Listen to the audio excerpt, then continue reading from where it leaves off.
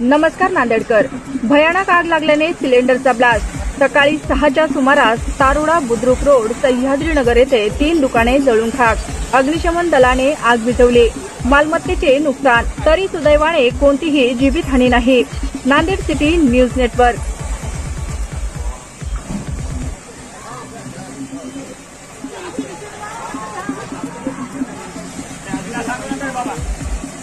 त्यांना काही सांगायची गरज नसते.